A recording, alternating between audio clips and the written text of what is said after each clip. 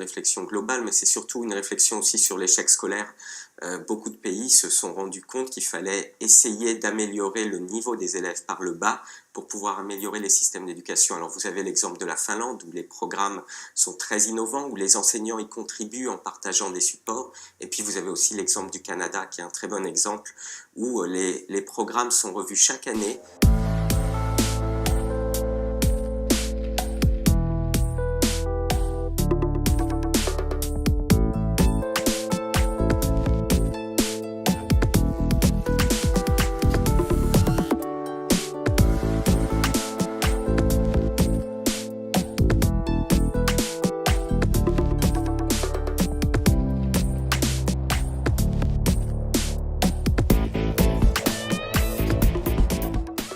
Quand on parle, par exemple, de la question du décrochage scolaire, on en a tellement parlé, tout le monde a dans sa tête, allez, 140 000, 150 000 décrocheurs par an.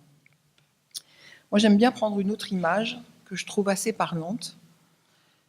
C'est que si vous regardez à l'heure actuelle les jeunes qui ont entre 16 et 25 ans dans notre pays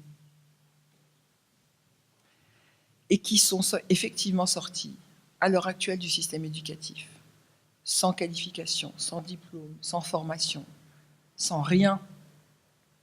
Ils sont, à l'heure actuelle, dans notre pays, aujourd'hui, plus de 600 000.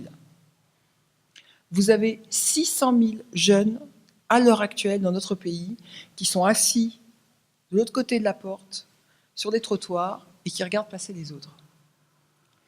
En sachant très bien qu'ils n'ont strictement aucune chance de trouver leur place dans la société. La difficulté du système d'éducation, aujourd'hui en France, vous avez un échec scolaire qui est passé de 15 à 20%. Donc il faut vraiment réfléchir sur les programmes, définir le socle commun des connaissances et des compétences.